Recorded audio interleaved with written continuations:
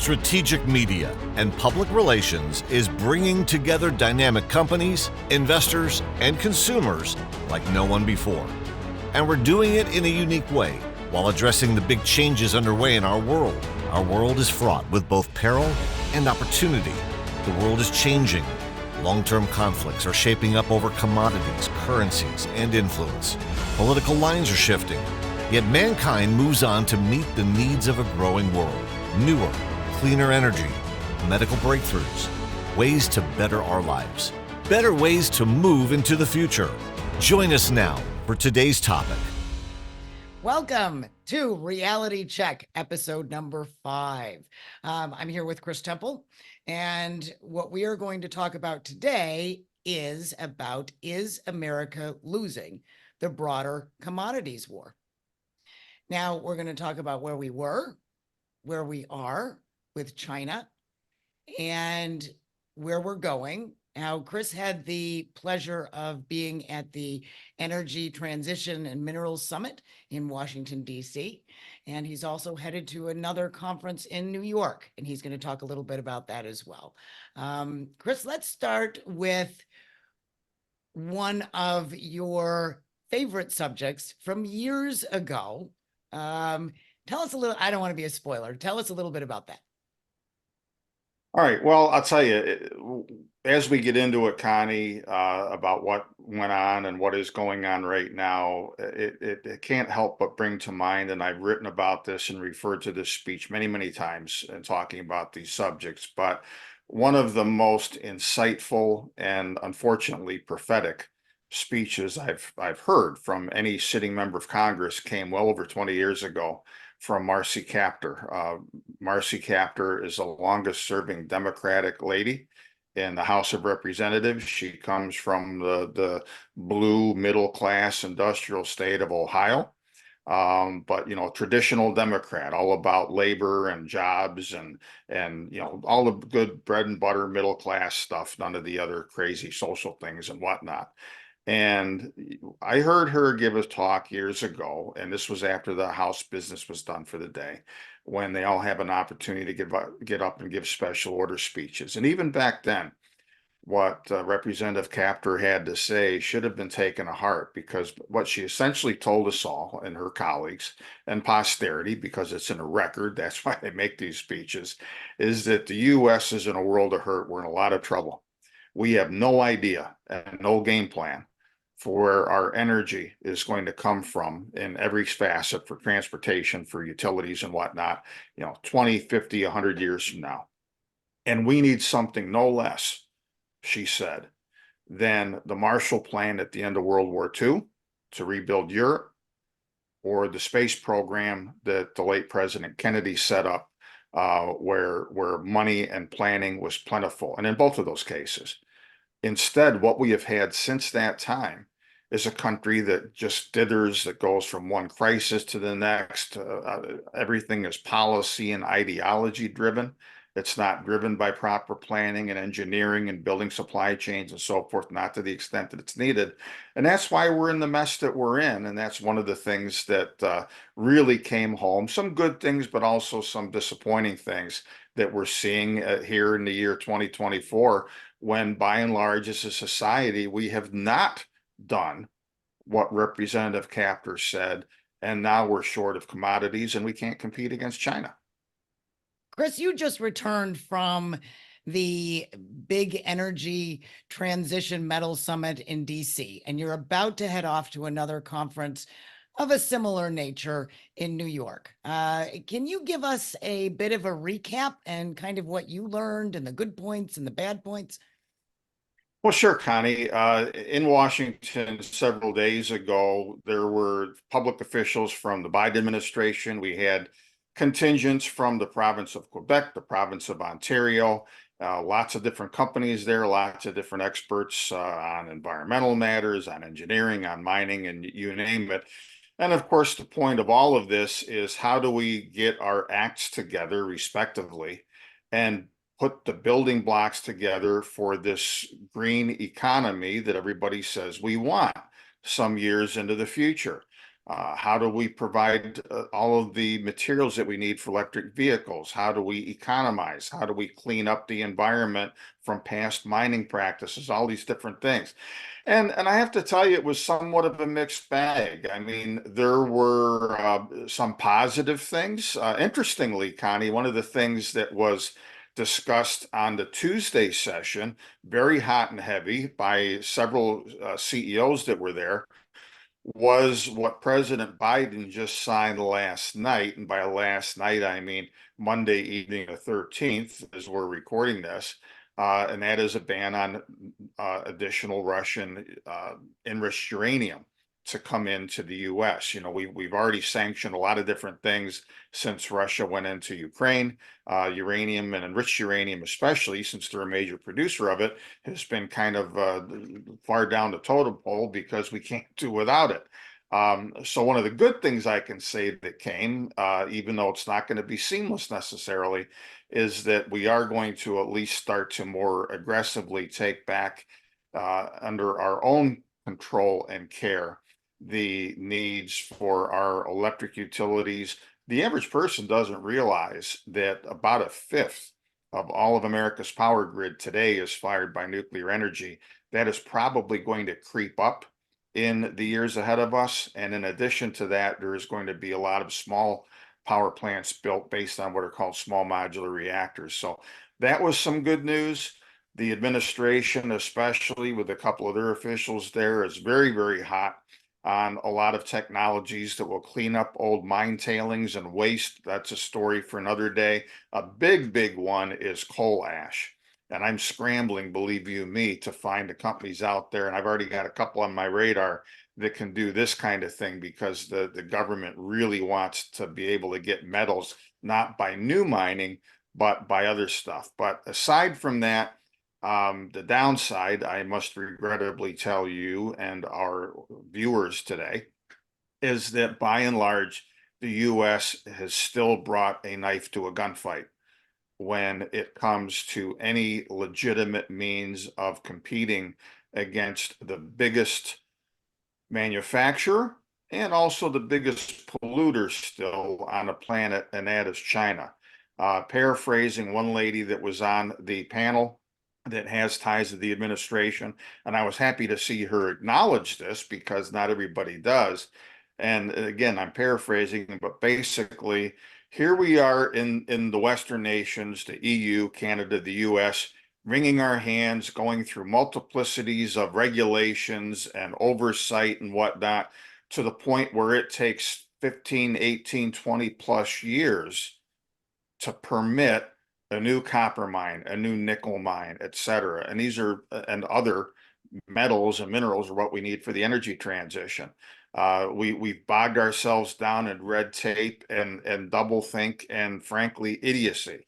Meanwhile, China looks at the landscape ahead. They look at what they need to build for their own society as well as to export to others. They look at what they need and say, okay, let's go out and do it. And until that mindset changes, until we get rid of what oftentimes are layers upon layers upon layers of repetitive things, people that have no interest in an immediate area of a mining project being able to sue just for the sake of it because they want to show that they're environmentalists. Doesn't matter what the facts are, and that ties things up more. There's no way we can compete. There's no way that we can build this economy within our own four walls, with our own workers, with our own environmental standards, with our own minerals that we have in the ground, until we change that thinking. And that was one of the big takeaways also from that conference. And I'm sure I'm going to hear about it in New York next week when I'm there. China has been in the news quite a bit lately. And President Biden just announced his 100% tariff on the cars coming in from China, which sounds kind of crazy to me because I don't think that's going to make the Chinese cars cheaper. I think it's going to make it anyway.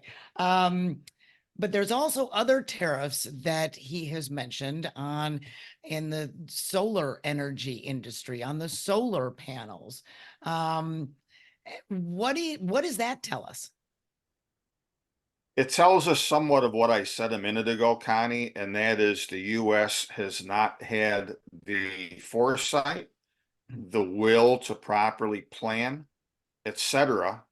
And we are now reduced to, since we aren't doing this properly on our own with US materials, US manufacturers, with proper subsidies, maybe for certain components of these things that we want going forward. You know, this should have started out a long time ago as much like China is doing, as I described a minute ago. We look at, okay, here's what our energy needs are down the road. Here's how we want to decarbonize. Here's what we need in terms of labor, raw materials, engineering, supply chains, all this kind of stuff. And let's figure out how we do it. Instead, we start with these lofty goals of, I want this, I want that. I want everybody to have an EV. Okay, fine. Well, what are we going to make them out of? You know, air? Did these things come about magically? No. So we haven't done a very good job of that. And so the only thing left to do when someone has done a good job of that, and that is China, because they still, with a lot of things, are the low-cost manufacturer in the world. Our only response as the US is, oh, we're going to slap a tariff on it, so it's not as easy for you to dump your cheap goods into our market. Well, whose fault is it in the first place?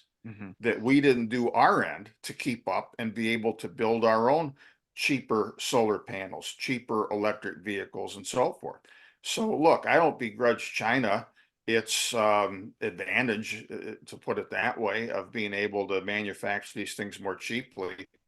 I do fault our own policymakers going back long before even this administration, honestly, that they just never figured out what we need. And that, frankly, this is part of, you know, Americans have had this hubris for a long time that we're the biggest kid on the block, we're king of the hill. Our you know what does it stink, and we're gonna forever and ever and ever be able to command what we want from the rest of the world when we want it, and you know, in some ways not have to do mining and manufacturing and stuff in our own backyard. And we're being disabused of that real fast, and it's we've already been set back a lot when it comes to all of these different components. But you know, when we have been reduced recently to the Treasury Secretary Janet Yellen whining basically to her Chinese counterpart, gee, don't keep dumping these cheap goods of yours in our market. You know, well, again, let's look in the mirror and figure out whose fault it is that we aren't competing better. China has some financial headwinds of its own going forward. They are, you know, and thank goodness, I guess, for us in that regard. But what are their risks to their financial strength and their own economy? Because China creates things for their consumers first and spreads it out to the rest of the world. So what are some of their challenges that they're facing? Well, interestingly, Connie, and I'll try and keep this fairly orderly, but part of the reason why we have this renewed trade spat and expanded trade spat with China over dumping cheaper materials either directly into the US, or, as some people have already heard, a lot of the stuff that they manufacture, not so much vehicles, electric vehicles. It's kind of hard to hide, you know, a BYD vehicle and sneak that in through Mexico by calling it something else. But a lot of other components, solar panel components, semiconductors and things like that, they have literally set up shop in Mexico and elsewhere. They rebrand these things. Now the country of origin is not China, it's Mexico. Okay, and so they send that into the US. We got to figure out what to do about that. But look, a lot of people remember the economic crisis that we had back in 2007, 8, 9, that time frame.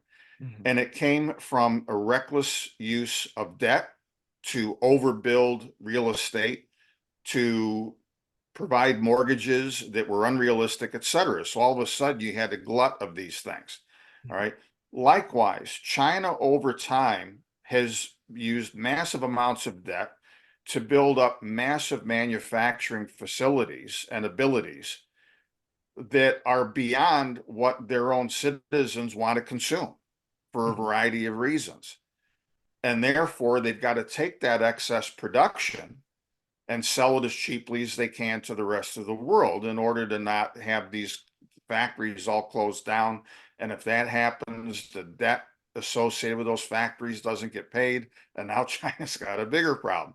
So these two things really, and it's good that you bring that up, they go together.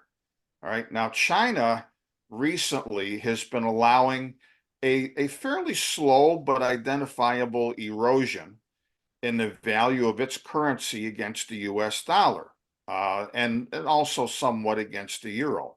Why? Because it makes their exports of goods to all of our respective countries and blocks even that much more cheaper.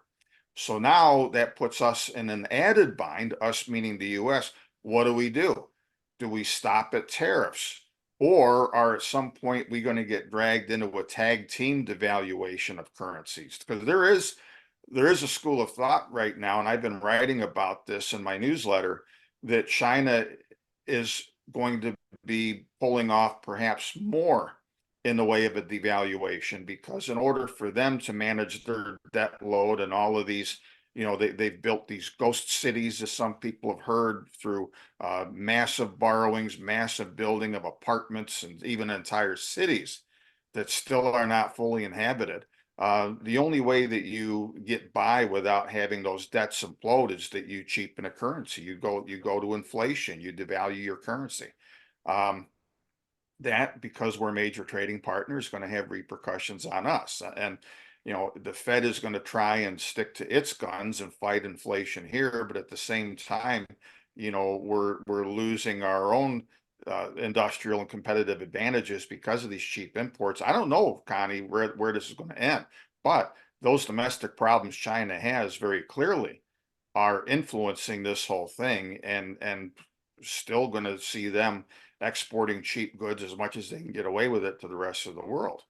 I read somewhere recently that their birth rate is falling precipitously as well. So they're not filling all of those seats, so to speak. Well, no, and in fact, most people that follow this, and I've been one of them, draw a parallel between China today and Japan for the last 30 years or so.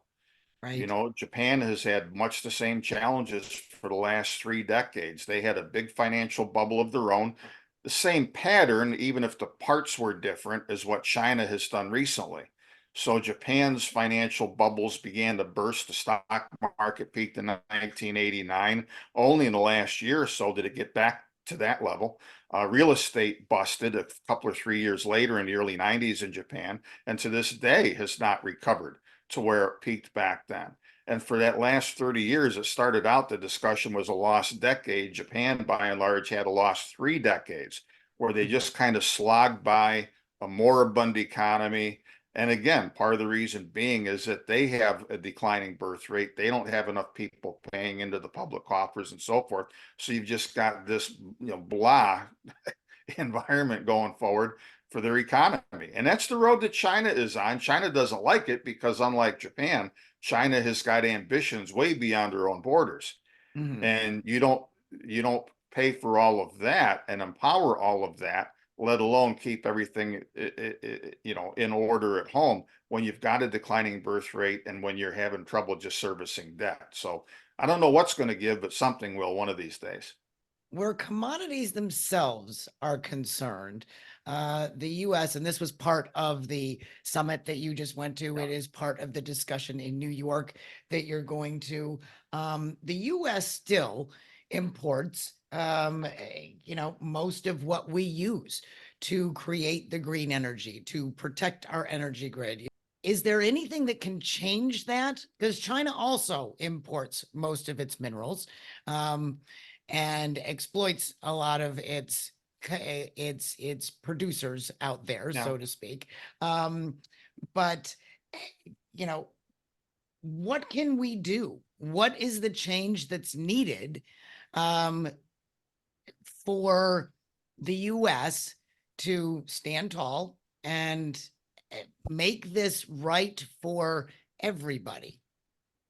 Well, a number of things. I alluded to one earlier, Connie, and that is that when it comes to the metals that we need, we have a number of development stage projects within the US for nickel, for copper, for cobalt. Mhm. Okay. that have been bottled up for years. I'll give you just one quick example. In the Arrowhead of Minnesota, for the first time way back in 1999, I set foot on the ground of what is called the NorthMet project. It had just changed hands back then. It ended up being put into a company called Polymet, the residue of which was recently bought out by Glencore, the big global metals consortium. So I'm 1999, if we do the math, I'm going back 25 years to this day. They are minimum, if everything went right tomorrow, they are minimum a couple or 3 years from developing what is the largest battery metals development stage project by volume of metal in the United States. Okay. Why is that? It's because there's been lawsuit on top of lawsuit, on top of one water study, this one and that one. They jump through all the hoops, more new hoops are added. I have to be partisan here. When President Biden was running for president and campaigning, he went specifically to this area of northern Minnesota, where there are a couple other major projects in addition to this one, and lionized how, isn't it wonderful within Minnesota, a good union country, a good DFL state. We've got these great battery metals for the energy transition. He is no sooner than elected than between him and his Interior Secretary, they kill or stall these projects. You don't get from here to there for the green economy of the future when you need a lot more copper and nickel and these other things by doing that kind of thing. The cobalt specifically, Joe Biden is already on record. One of his advisors just came out in the last few days seconding this notion that, well, I guess after all, we're going to have to look to risky jurisdictions and countries we really don't like their practices, but I guess we better get battery metals from them. That includes the Democratic Republic of the Congo, where literally kids in muck and mud and chemicals up to their neck, working in conditions that were outlawed in this country generations ago, they're going to provide our battery metals? No. We need as a country to come to grips with the fact that, you know what, we have to sometimes, and we can do it in a first world way and a sensible way, we need to see how the sausage is made. We need controlled, environmentally safe mining in this country. We need American workers at good wages to produce these things. I think it's silliness, not to mention the height of hypocrisy, that this country prattling about human rights and environmental standards, we're going to get cobalt from the Congo and we're going to get nickel from Indonesia, which is the dirtiest nickel on the planet, that the EU is even outlawed. They don't want that as any part of a battery or electric vehicle in their block after the next few years. So there's a lot of things we need to do as a nation to say, okay, let's be real for a change. We've got to be very selfish as Americans, I must tell you. There is an ever-growing need for electricity, for transportation. The U.S. has with so many things. I said earlier, we've been king of the hill in the world. Here's a sad statistic, folks. I'm not proud of this, and all of us as Americans should be reflective about this.